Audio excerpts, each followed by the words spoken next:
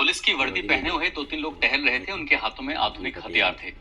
इसी बीच में एक पति और पत्नी ने मैगी का ऑर्डर दिया होता और जैसे ही मैगी आती है तो पति ने मैगी खाना शुरू कर दिया था और पत्नी इंतजार कर रही थी कि उसकी मैगी आएगी तो वो खाना शुरू करेगी। जिसने वर्दी पहनी हुई थी उसके पास आता है और आकर उस पति से कहता है कि तुम क्या मुसलमान हो? ये देखकर वो हैरान हो जाता है, सोचने पर मजबूर होता है कि कैसी बातें कर रहे हो, अपना काम करो, यहाँ से जाओ। जब ये बात उस व्यक्ति ने जो मैगी खा रहा है उस वर्दी वाले से ये बात कही, वर्दी वाले ने कहा कि कुछ तो सुना दो, कुछ इस्लामिक आयत वगैरह जो याद हो वो सुना दो। उसने फिर से हैरानी से देखा उस व्यक्ति को कि आखिरकार ये किस तरह की बातें कर रहा है और उसने उसको इग्नोर किया और वो अपनी मैगी खाने में मगन हो जाता है। लेकिन तीसरी बार फिर से एक आवाज आती है कि नाम तो बता, नाम क्या है? जैसे ही उस व्यक्ति ने अपना नाम बताया कि मेरा नाम शुभम द्विवेदी है, बताओ क्या करोगे? इतना कहना था कि उधर से तड़ातड़ गोलियां चलने लगती हैं और जैसी ही गोली चलती है शुभम द्विवेदी जमीन पर गिर जाता है। उसकी मौत हो जाती है। अब उसकी पत्नी जोर जोर से चीख रही थी, चिल्ला रही थी। वो कह रही थी कि तुमने इनको मार दिया है, अब मुझे भी मार डालो, मैं ही क्या जी कर क्या करूंगी।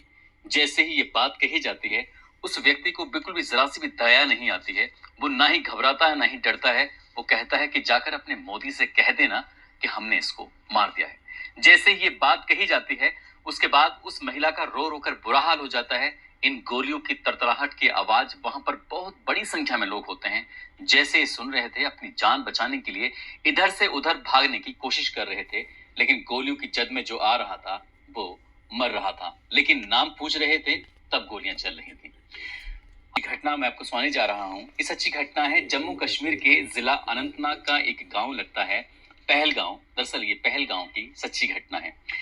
ये उत्तर प्रदेश के जिला कानपुर का एक थाना लगता है महाराजगंज और महाराजगंज के थाना क्षेत्र का एक जगह लगती है हाथीपुर।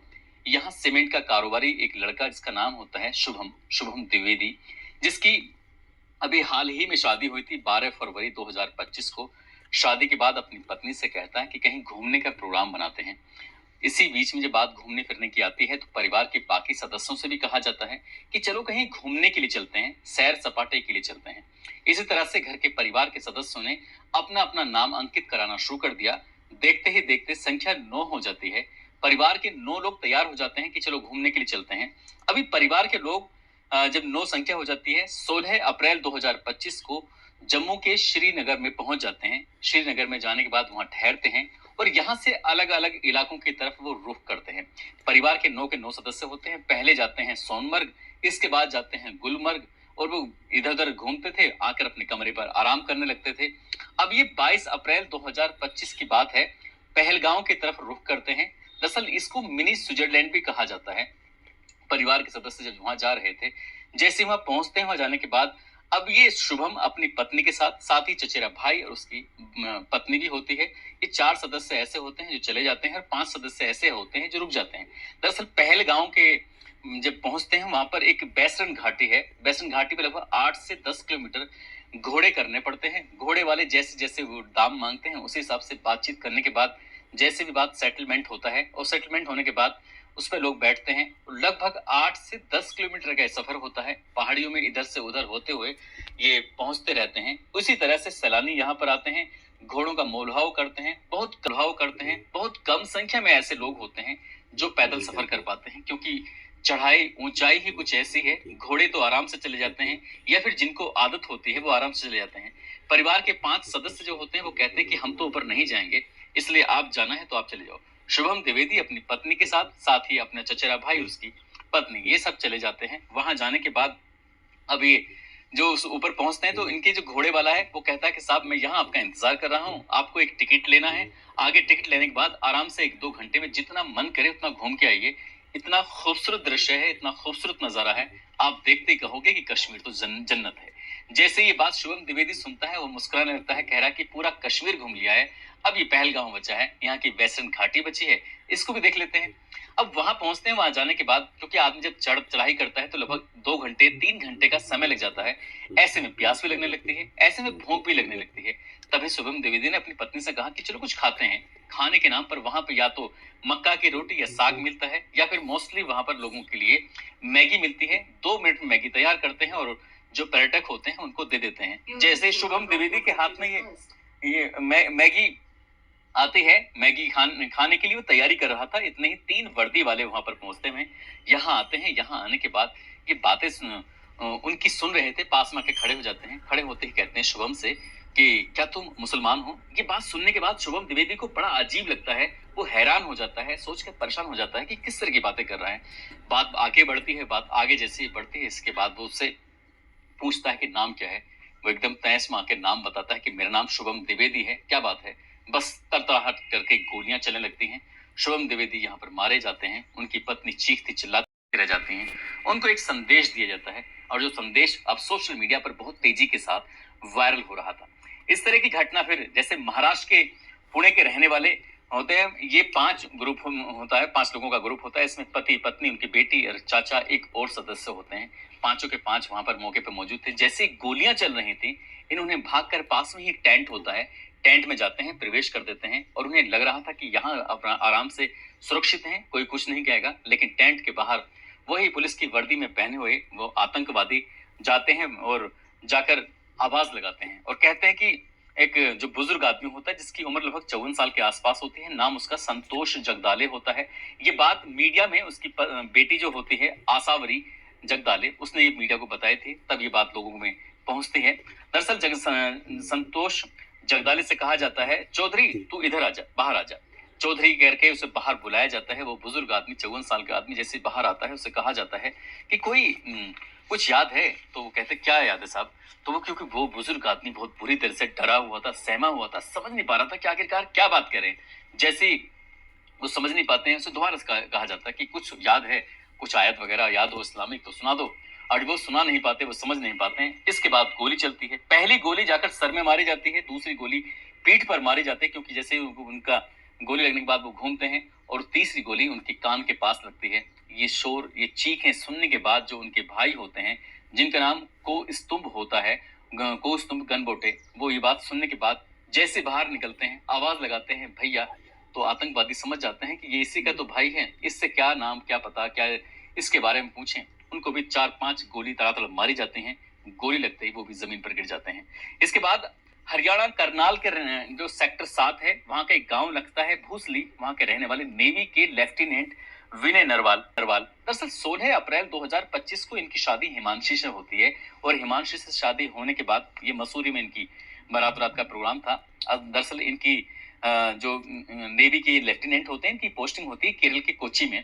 शादी के लिए आए थे, अच्छी खासी लंबी छुट्टी ले रखे थी, और 16 अप्रैल को जैसे बारात रात की प्रोग्राम होता है, उसके बाद फिर ये प्लान करते हैं कि क्यों ना विदेश घूम के आते हैं, स्विट्जरलैंड घूम के आते हैं। इसके लिए उन्होंने यूरोप का एक वीजा अप्लाई कर दिया था, लेकिन वीजा अप्लाई करने के बावजूद भी इनको वीजा नहीं मिल पाता है, वीजा रिजेक्ट हो जाए तो ये अपनी पत्नी से कहते हैं कि तुम परेशान क्यों होती हो, हम अगर यूरोप नहीं गए तो क्या हुआ, अपने देश में भी तो मिनी स्विट्जरलैंड है, वहां चलेंगे। इन्होंने टिकट बुक कराया, सीधा ये जम्मू कश्मीर के श्रीनगर में पहुंच जाते हैं। और जब ये श्रीनगर पहुंचते हैं तो वहां जाने के बाद ये सबसे पहले इनका जो रुख था वो मिनी स्विट्जरलैंड का रुख था। इसलिए 21 अप्रैल को ये स्विट्जरलैंड पहुंच गए थे। 16 अप्रैल को इनकी शादी हो जाती है। पहला ट्रिप था पहलगांव का। पहलगांव यानी कि पत्नी को दिखाना चाहते थे कि यूरोप बिल्कुल वैसे ही दिखाई देता है जैसे कि आपने जम्मू कश्मीर का पहलगांव की बेसन घाटी दिखाई देती है। वहां जाते हैं और जाने के बाद पति पत्नी आपस में बातचीत ही कर रहे थे, गोलियां चल रही थी। इनसे भी नाम पूछा जाता है, इनसे भी पूछा जाता है कौन हो, क्या हो, इनकी पहचान की तस्दीक की जाती है।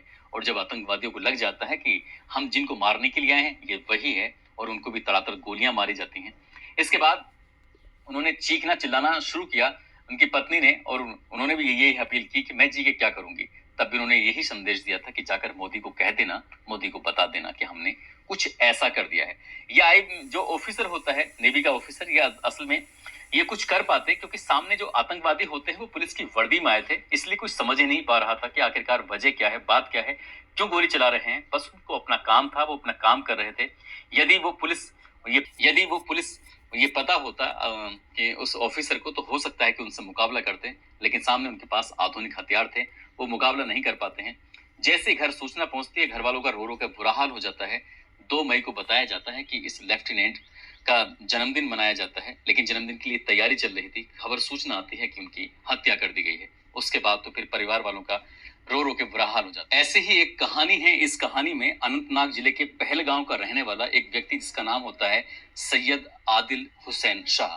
दरअसल ये रोज अपने घर से निकलता है। घर से निकलने के बाद वहां पर जहां पर ये सैलानी आकर रुकते हैं, उनके वाहन आकर रुकते हैं, यहाँ पर बहुत बड़ी तादाद में, बहुत बड़ी संख्या में घोड़े होते हैं। उन घोड़ों को कुछ नौकरों की जरूरत पड़ती है और सैयद आदिल हुसैन शाह भी ऐसे ही नौकरी करता है किसी के लिए जिसके पास बहुत सारे घोड़े होते हैं। उनके पास जाकर खड़ा हो जाता है। उसका काम है कि सैलानी के पास जाता है, बातचीत करता है और कहता है कि साहब, आपको मैं ऊपर घाटी दिखा के लेके आऊंगा, बहुत ही खूबसूरत है, मिनी स्विट्जरलैंड है। इस तरह के बहुत सारे लुभावनी बातें करके वो मजदूर आदमी रोज घर से निकलता है और घर से निकलने के बाद एक पर्यटक की तलाश में जाता है, क्योंकि पूरे दिन में एक ही पर्यटक को घुमा सकते हैं, क्योंकि वो वहां पर 2-3 घंटे का वहां समय लग जाता है, 2-3 घंटे जाने में और 2-1 घंटे आने में। इसी तरह से सैयद आदिल हुसैन भी निकला था 20 अप्रैल 2025 के दोपहर के जो समय उसने अपने एक सैलानी को पकड़ता है, उनके पास साथ जाता है और जाने के बाद मौके पर पहुंच जाता है। जैसे ही मौके पर टूरिस्ट को पहुंचाते हैं तो वहां से लगभग जी। उस मेन गेट जो होता है उससे लगभग 20-30 मीटर या 50 मीटर के आसपास पहले ही वो घोड़े रुक जाते हैं। उसके बाद वो अपने उस टूरिस्ट का इंतजार करते रहते हैं। टूरिस्ट को एकदम भगवान की तरह मानते हैं, क्योंकि वहां उनसे पैसे मिलते हैं, उनसे इनकम होती है। लेकिन बातचीत जब होती है इस 8 या 10 किलोमीटर के सफर में, तो आदिल जैसे न जाने कितने लोगों की दोस्ती हो जाती है उस टूरिस्ट से। और बातचीत करते करते जब अंदर जाते हैं तो कहते हैं कि साहब, मैं भी आपके साथ चलता हूँ, मैं भी आपके कुछ फोटो वोटो खींच लूंगा। और ये सिर्फ इसलिए करते हैं ताकि टूरिस्ट खुश होकर उसे इनाम दे सके। जैसे इनाम की एवज में ये आदिल जो होता है, आदिल हुसैन शाह, ये भी पहुंच जाता है। वहां जाने के बाद जब गोलियां चल रही थी, उस गोली में ये भी उसकी जद में आ जाता है और आतंकवादी इसको भी मार गिराते हैं।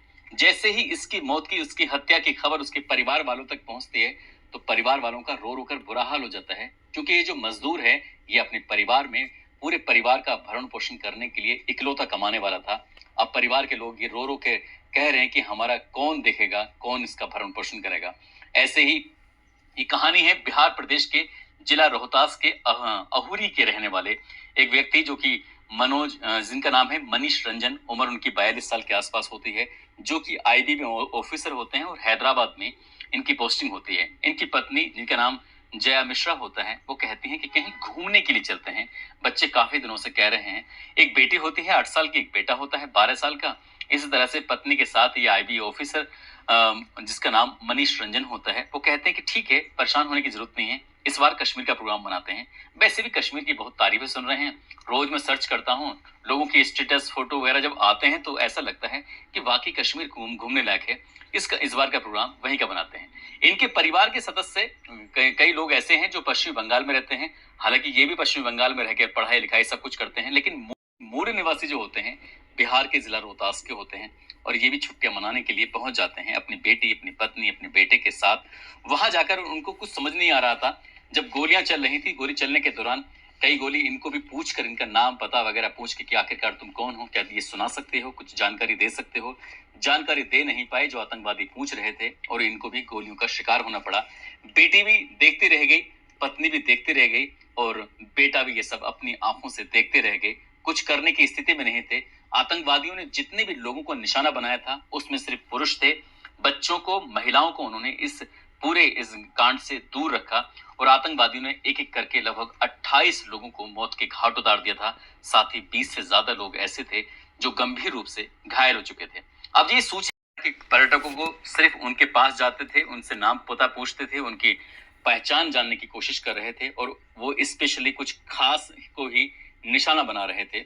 और इस तरह से जो निशाना बना रहे थे, ये खबर अब सोशल मीडिया पर, हर जगह, टीवी पर, न्यूज चैनल पर, हर जगह चल रही थी। हर जगह लोग देख रहे हैं। ये पूरे देश के अलग अलग हिस्सों में जब ये न्यूज फैलती है, तब लोगों को ये याद आ रहा था कि जो पूरी इंडिया के बाहर के लोग जब कश्मीर जाते हैं तो वहाँ का पर्यटन ठीक होता है, वहाँ लोगों को पैसे मिलते हैं, उनका कारोबार चलता है, उनके घर चलते हैं। अगर इसी तरह से गोलीबारी चलती रही, क्योंकि ऐसा बहुत कम बार हुआ है जब किसी पर्यटकों को निशाना बनाया जाता है, आम लोगों को निशाना बनाया जाता है। हालांकि कुछ दिन पहले भी खबर आई थी कि 2 पर्यटक पिछले साल भी मारे गए थे, लेकिन इस बार जो सब बड़ी संख्या में, लगभग 27 से 28 के आसपास ये मार दिए गए हैं, इससे पूरे देश भर में दहशत का माहौल बना हुआ है।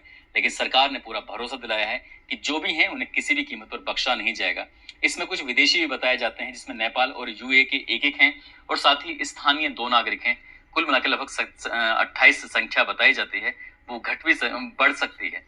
दोस्तों 14 फरवरी 2019 को पुलवामा में एक फिदायिन हमला हुआ था। उस फिदायिन हमले में 40 जवान शहीद हो गए थे। उसके बाद ये बड़ा हमला है, बड़ा हमला बताया जाता है और जिस हमले की जिम्मेदारी ली थी जैश-ए-मोहम्मद ने, और इस जो अब हमला हुआ है 22 अप्रैल 2025 को, इसकी लश्कर-ए-तैयबा के टीआरएफ ने जिम्मेदारी ली है।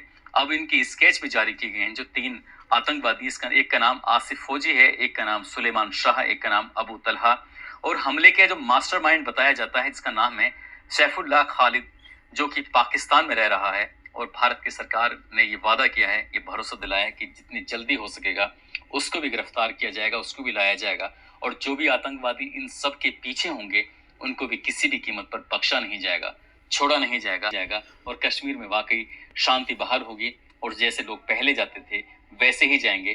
किसी को डरने की, किसी को घबराने की बिल्कुल जरूरत नहीं है। दोस्तों, इस पूरे घटनाक्रम को सुनाने का उद्देश्य किसी को परेशान करना नहीं है, किसी का दिल दुखाना नहीं है, बल्कि आपको जागरूक करना है, आपको सचेत करना है। साथ ही आपको ये भी बताना है, खासकर कश्मीर के बाशिंदों को ये बताना है कि जिस तरह से इन टूरिस्टों पर हमला हुआ था, इनकी वजह से न जाने कितने घरों के चूल्हे जलते हैं, कितने घरों के बच्चे स्कूल में पढ़ते हैं, कितने घरों के ऐसे काम चलते हैं। लेकिन अगर टूरिस्ट के साथ ही अगर ऐसा व्यवहार किया जाएगा तो कौन आएगा घूमने के लिए, और कौन अपने यहाँ घूमने की बहुत सारी जगह हैं। अगर ऐसे ही सब कुछ चलता रहा तो कश्मीर में हो सकता है कि कुछ उनके पास दिक्कतें, परेशानियां खाने पीने की, रहन सहन की बढ़नी शुरू हो जाएं। इसलिए ऐसे आतंकवादियों का तो बिल्कुल किसी भी कीमत पर साथ नहीं देना चाहिए। और अगर किसी ने इनके बारे में देखा है, जाना है, पहचाना है, तो सरकार के पास जाकर उनकी मदद भी करनी चाहिए, ताकि भविष्य में कोई ऐसी घटना दोबारा ना हो सके।